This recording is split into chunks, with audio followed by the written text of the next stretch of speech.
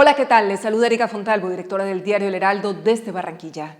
Tras 12 días de infamia, Luis Manuel Díaz volvió a la vida. Que el inmenso alborozo que sentimos por su regreso al seno familiar, de donde nunca debió ser arrebatado por orden del Ejército de Liberación Nacional, no nos haga olvidar a quienes aún permanecen sometidos a la vileza del secuestro. Entre enero y septiembre, la Defensoría del Pueblo ha documentado 79 casos, casi todos en Arauca. Solo el ELN, de acuerdo con fuentes del gobierno, mantiene a unas 30 personas retenidas en contra de su voluntad. Buena parte de ellas a la espera del pago de dinero a cambio de su libertad. No se trata de especulación, sino de realidad. Llamemos a las cosas por su nombre. Históricamente, la guerrilla del ELN, también las FARC, claro, se ha financiado a través de secuestros extorsivos, muchos de ellos de ciudadanos extranjeros. Sin la menor vergüenza, sus voceros los han catalogado desde siempre como retenciones e invocando su derecho de rebelión, han justificado la comisión de esta actividad violatoria del derecho internacional humanitario que lo identifica como toma de rehenes, tanto en escenarios nacionales como internacionales y en las mismas mesas de negociación con los distintos gobiernos. La memoria es frágil, pero hace unos cuantos meses lo volvió a hacer el jefe de su delegación de paz, Pablo Beltrán, quien de frente dijo que continuarían con sus extorsiones y secuestros como parte de sus operaciones de finanzas, a pesar del acuerdo de cese el fuego bilateral que se estaba anunciando. Su cinismo no sorprende, ni antes ni ahora.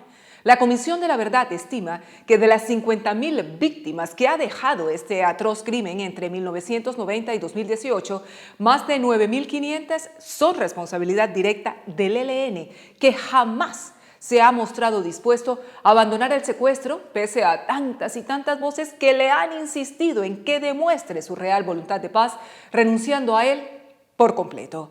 No fue hace tanto tiempo que las familias de los secuestrados del avión de Avianca, del kilómetro 18, de la Iglesia La María o de la Ciénaga del Torno, le suplicaban por la liberación de sus seres amados. Su angustioso clamor, me consta, traspasó nuestras fronteras, pero al final no produjo ningún fruto. Es lo que pasa cuando las semillas caen en terreno árido. De eso hace más de 20 años. Desde entonces, ¿a cuántos hogares ha sometido el ELN a los horrores de una práctica humillante, atentatoria contra la libertad y la dignidad humana que ha hecho un daño enorme a la sociedad? El repudiable secuestro del padre del futbolista Luis Díaz, que mantuvo al país en vilo desde el 28 de octubre, es solo un eslabón más de la cadena de vejaciones que los armados ilegales imponen a los colombianos. Es hora de que esta finalmente se rompa y ahora sí, para siempre. Sin libertad no habrá paz, presidente Gustavo Petro. A propósito de su mensaje tras el regreso a casa del señor Díaz, que no es producto de la humanidad del ELN, por supuesto que no, sino de la presión de una sociedad hastiada de los continuos abusos de organizaciones violentas que sin piedad hieren a quien haga falta con tal de preservar sus economías criminales. Ni un paso atrás. ¿Hasta cuándo? La delegación del gobierno señala que ha llegado el momento de tomar decisiones que eliminen el secuestro. Es lo mínimo. Lo harán en la mesa de diálogo la próxima vez que se encuentren cara a cara con su contraparte del ELN. Un primer paso será exigirle que liberen a todas las personas en su poder de manera inmediata. El segundo, advertirle que el secuestro no es un método de financiación porque comerciar con seres humanos no es lícito bajo ninguna circunstancia.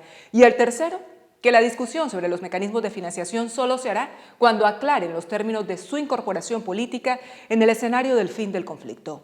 Seamos valientes, además de coherentes. Si la guerrilla no libera a los secuestrados y se compromete a no volver a cometer este delito, no se podrá avanzar, ni la negociación durará. No debe haber vuelta atrás. Ni el secuestro del señor Díaz ni el de las demás víctimas son errores, tampoco un medio para financiarse. Son realmente crímenes de guerra. Si no nos rebelamos contra semejante villanía, unidos como uno solo, seguiremos secuestrados todos los colombianos como hasta ahora, siendo rehenes del miedo, de la irracionalidad, de la violencia de aquellos que, validados únicamente por el poder que le otorgan sus armas, nos causan un dolor inimaginable. No dejemos en el olvido a las víctimas del secuestro. La dignidad no se negocia. A los armados ilegales, dentro y fuera de las mesas de diálogo, debe exigírseles respeto por la vida y al gobierno que se pare firme ante esos criminales. Desde el Heraldo, seguimos en contacto.